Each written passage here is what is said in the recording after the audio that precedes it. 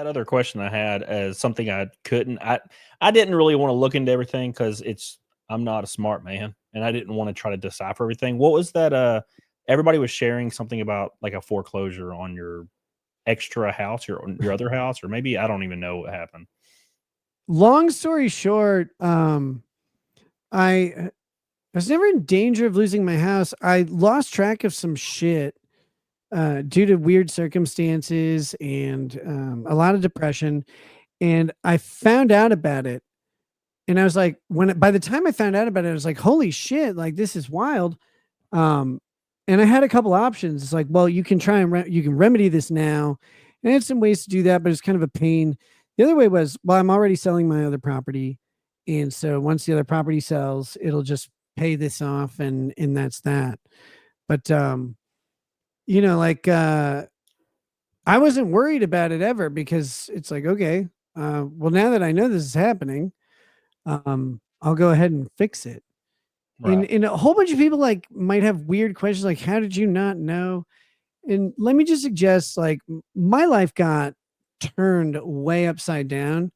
And I'll also suggest that like the mortgage payments that like people are like, why didn't you know you weren't paying your mortgage? It's like, well, because they're like a tiny fraction of my monthly spending, and my both my income and spending went into massive flux when my family got like kind of separated from each other, and everything that we did, like all of my streaming income, it stops when you don't stream. And then the other thing is like the amount that you're spending each month changes dramatically when like the government is saying you can't do a whole bunch of shit and you got to kind of stay home.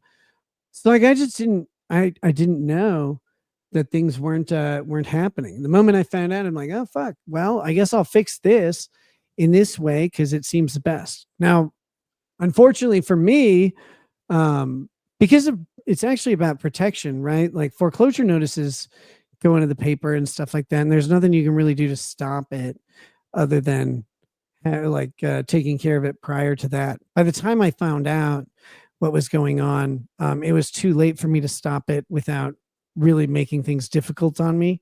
She's like, well, I guess people are going to find out about it.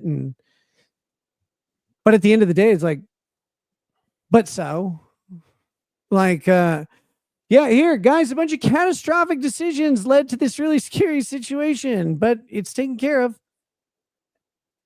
I don't know what else to say. Like, um, but it is funny because like the narrative online is like, well, he's a billionaire trust fund baby. It's like, well, which one is it? Like, am I hopelessly broke? Am I a billionaire trust fund baby? Like, what?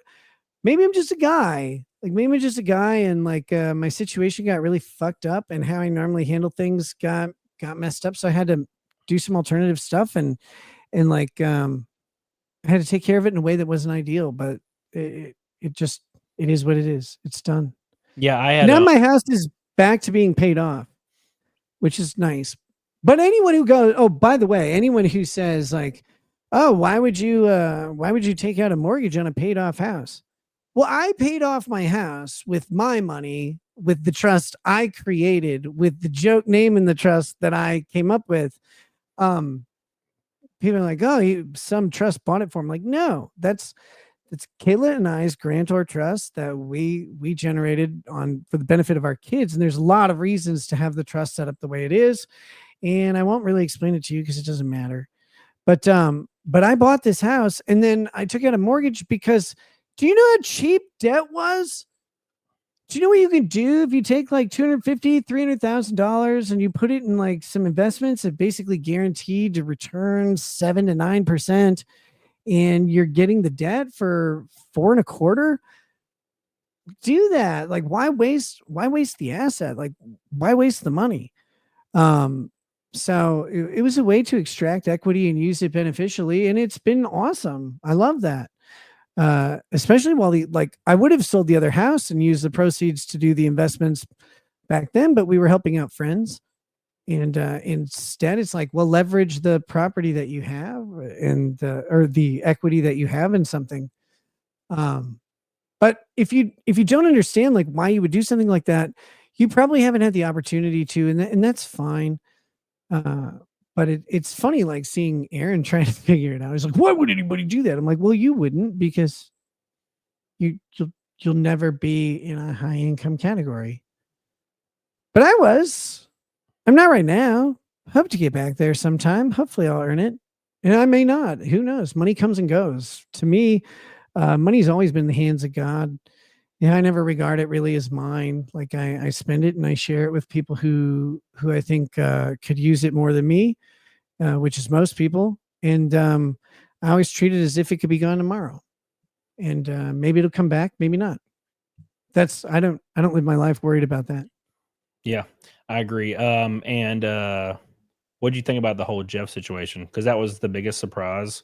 Because I talked to him 3 days prior, like in I direct hadn't talked message. to him since Halloween, and Megan Fox told me on my birthday. I think he died the day before, but she told me on my birthday. My birthday was absolute shit, man. It was fucking wrecked. And Jeff was such a great dude, and I really really fucking miss him. Uh, Yeah, I agree. it's from what I read. It seems like maybe he kind of knew things were coming. They like told him, "Hey, at some point things are gonna fail, and you're not gonna make it." And so he just lived on. He didn't tell anybody because that's the kind of guy he was. Like he didn't need anybody to worry about it. He just wanted to smile and hang out with his homies and his chat and stuff up until the end, and then he did. And uh, it sucks because I really wish I would have talked to him more than Halloween, but that's that's the ropes. Yep, it sucks because you think about all the times that you could have talked to him on stream. Because that's what I think about. Mhm. I'm like, man, I could have had him on my show every damn week. Why did I not do that?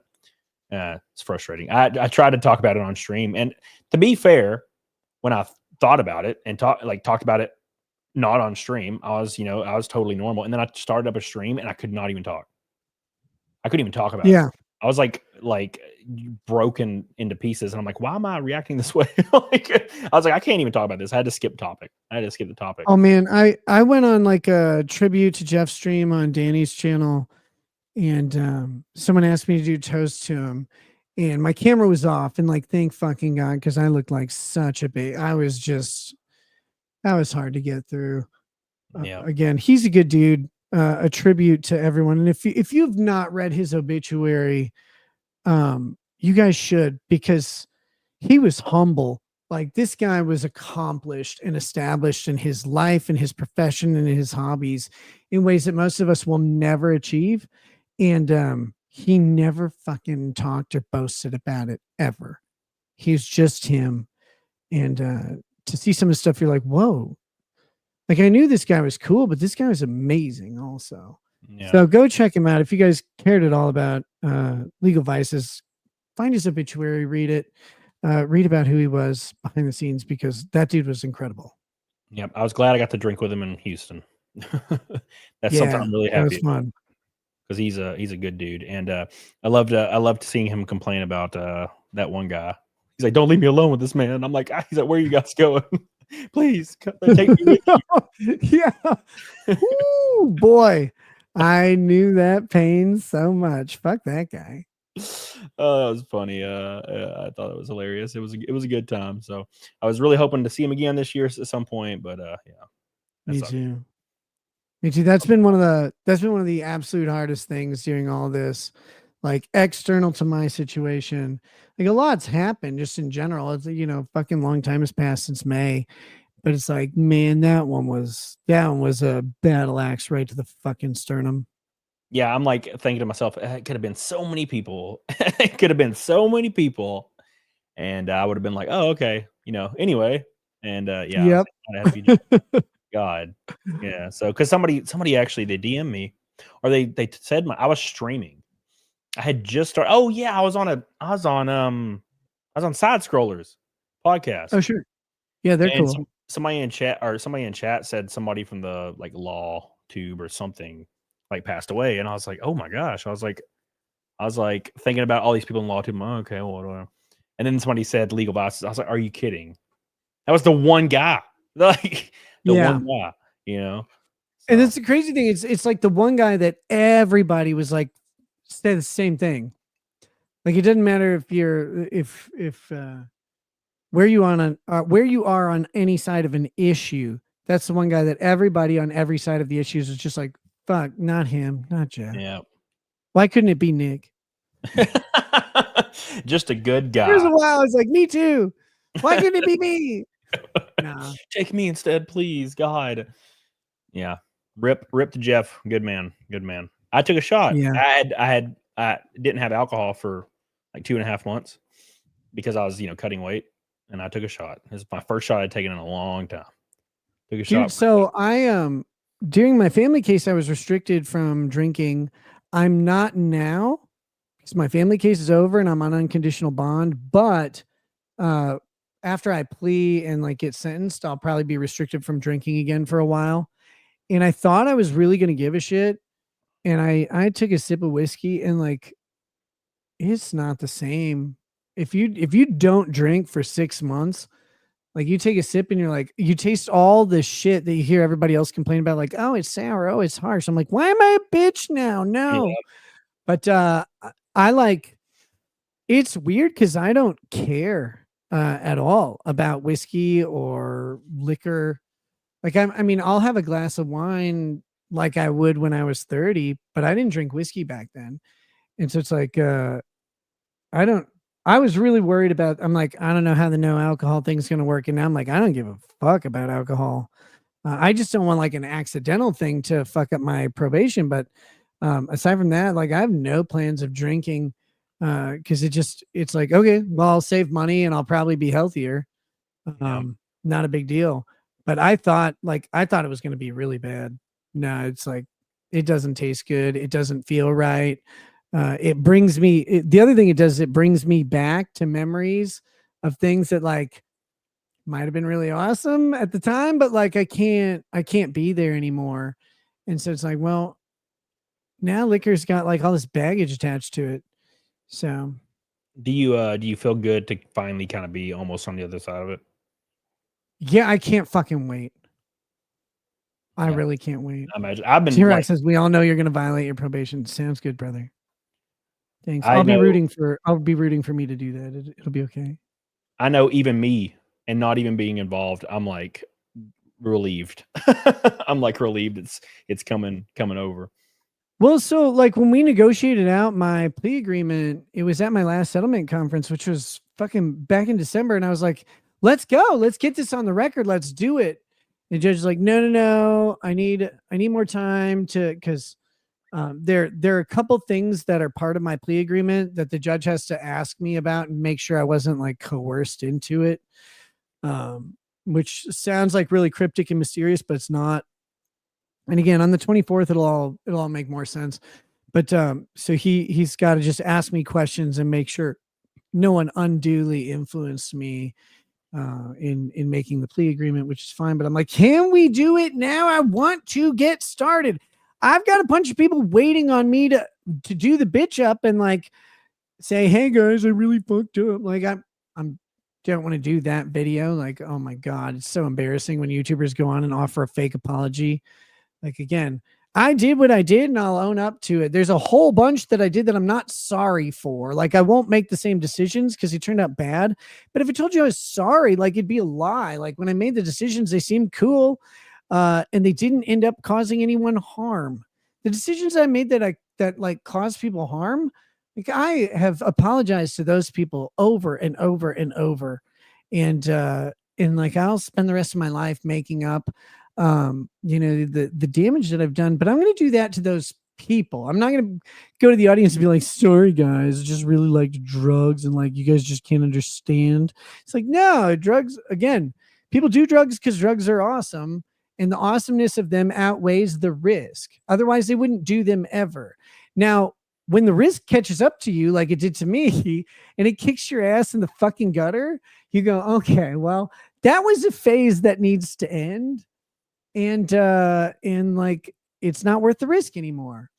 But I'm not gonna sit there and do like, I'm so sorry. Like I didn't do anything to the audience other than have to stop streaming. And I'm sorry about that. But like, I'm not going to do this whiny, weird stream. I hate when streamers do that because they never mean it, guys. Trust me, they don't give a shit. They just do it to try and like save face. My saving face is this: I'm going to come back. I'm going to do a better show because I let my show get out of control and it was not good. And I relied on crutches. And no matter what the excuses I have for it in my life, like those are excuses that aren't your business, but they also aren't your problem. And I tried to walk the line of going, that's not your business, but it also is your problem. And that was a fuck up on my part, but I'm not going to do that again. So next, when I come back, my show's going to be clean. It's going to be like focused and better researched like it used to be. And I'm going to focus on the things that people want to hear. And again, there's a bunch of people who will probably never watch my show again. That's fine. Like I get it. But for those who are looking for that show, I hope to see you really soon. You're gonna make like a video first? Do you think? I don't know. I probably should, just to kind of get some shit out and like make sure I'm saying what I want to say, because you get on a live stream, you start rambling. But we'll see. One of the other things, so there's another thing I'm doing when I come back. There's an obligation that I made a long time ago, and I tried to fill that obligation. I ran into several roadblocks with it, and then everything kind of just fell out of control, and that obligation has gone unattended for way too long. When I come back, that obligation will start being fulfilled, and so there's one piece of equipment I need for it, and at that moment, emails will go out, and that will start in earnest, and I'll be able to show the actual physical thing, and people will start getting them. And I don't make, like, sometimes my mouth or my brain gets ahead of me. That one was not a thing.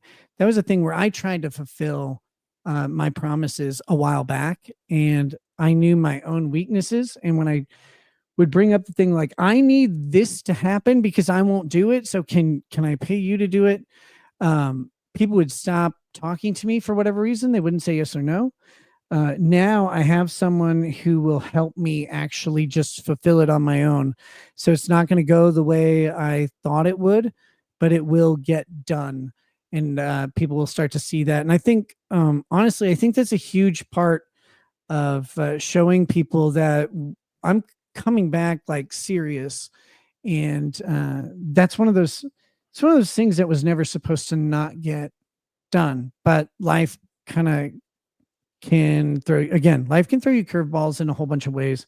But ultimately, I know that's a responsibility that I have, and it was always intended to be fulfilled. So that's part of the comeback that I have. It's like just coming back to my channel and doing the shit that I'd always intended to do. How did you? I just thought of this just now. Did it was kind of unexpected for me to see it, but like how like all the giant YouTubers will like kind of talk about the exact same thing at the exact same time, and yeah, like Charlie, like Moist Critical, and Mudahar, and all them made videos about you. Like, did you see that? And how like no, like people would ask me, they're like, "Oh, did you see Turkey Tom's video on you?" I'm like, "No." Like, "Oh, did you see this one?" It's like, "No." Yeah, I don't watch them when they're about me. Like, I don't watch them. I'm laying in a fetal position, wishing I was dead. Like I'm not watching YouTube. I was in a very, again, when the things that you like pride yourself on in the core of your being is challenged in a way that is batshit insane, and I can't wait to tell the story of how fucking insane some of this stuff actually is. But when that's challenged and then people are buying it, like, I don't have time to listen to everybody buy it and like talk about all this stuff. I just was sitting there, laying there thinking like I might not live through the month. And no, I didn't really watch much of any of it. I haven't watched hardly any YouTube in about a year. I'm starting to try and catch back up on what my friends are talking about. There's a restraining order I kind of have to keep track of and see how that's going. But other than that, like, I'm most of my days spent hanging out with my kids, and I'm one thing I'd gotten away from is cooking. Cooking was always my zen place, and for for a good 7 months, probably I didn't hardly cook any food. Everything was order out, go to a restaurant, go to fast food. And it's like, man, I really fucking like cooking. And it helps me kind of recenter myself and just make something for the people around me, be it my wife and kids or if we have guests or whatever. And so I've started doing that a lot more again. And it's like, man, it just reminds me of like the things that that made me who I was, but I had let go for various reasons. So I whoever said whatever they said about me, like whenever I would hear like various reports of it, usually it contained something that didn't sound right, and I'm like, oh well, like whatever. That's gonna be what it will be, and I think the way those huge YouTubers go typically is like a thing happens, they report on it, and a couple weeks later another thing happens, and so you go, okay, like their audiences don't care anymore.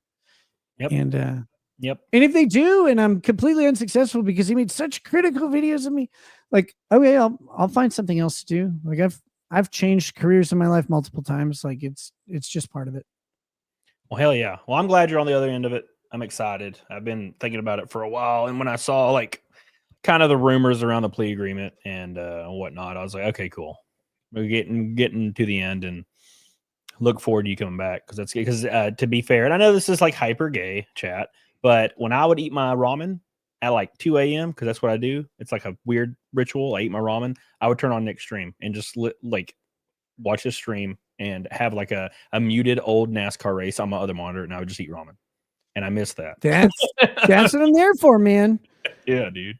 Well, hey, brother, it's I didn't expect to be on this long. Thanks for having me. I appreciate it. It's been way too long, and I can't wait to get out to a race or two with you this year because that's definitely going to happen. It's going to be fun, man. We're going to have a good especially time. if you come back to Minnesota. You better tell me next time so I can cunt punch you bitch. Yeah, I don't know why I didn't think of that last time. I was just, dude, I probably wouldn't have been able to make it, honestly. Like I wanted to in my head, but it's like, dude, I was in a bad fucking spot. So yeah, and I was racing every single weekend, and I would fly home Tuesday or Monday, and I would do a stream or two, and then I would fly out Wednesday or Thursday, and it was just God, and I was like, I don't ever want to race full time again, man. Like, God, it was brutal. Yeah.